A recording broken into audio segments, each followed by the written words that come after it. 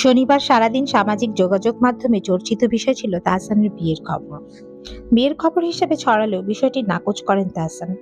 প্রথম আলোকে তিনি বলেছেন, এখনো বিয়ে হয়নি, কোনো আনুষ্ঠানিকতাও হয়নি, একটা ঘরোয়া আয়োজন ছিল, সেখানে এই ছবিগুলো তোলা। আজ সন্ধ্যা 6টা 14 মিনিটে নতুন একটি ছবি শেয়ার করে তাহসান একটি গানের পঙ্গতি জুড়ে দেন।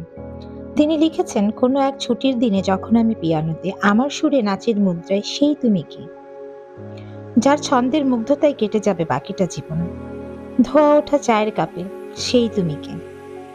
তার মানে তাহসান আবারও নিশ্চিত করছেন রোজার সঙ্গে তিনি ঘর বাঁধার সিদ্ধান্ত নিয়েছেন।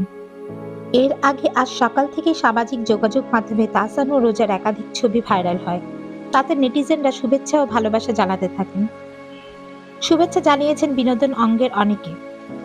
এমনও লিখেছেন কেউ কেউ, অবশেষে চাঁদের আলো খুঁজে পেয়েছেন তাহসান, তার সেই প্রিয় গান যেন অবশেষে সত্য হয়ে ধরা দিল।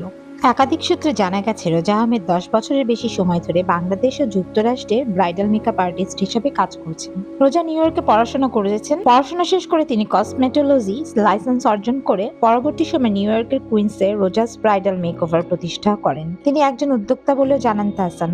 সামাজিক যোগাযোগ মাধ্যমে রোজা আহমেদ অসংখ্য জনপ্রিয়, অসংখ্য অনুসারী রয়েছে তার।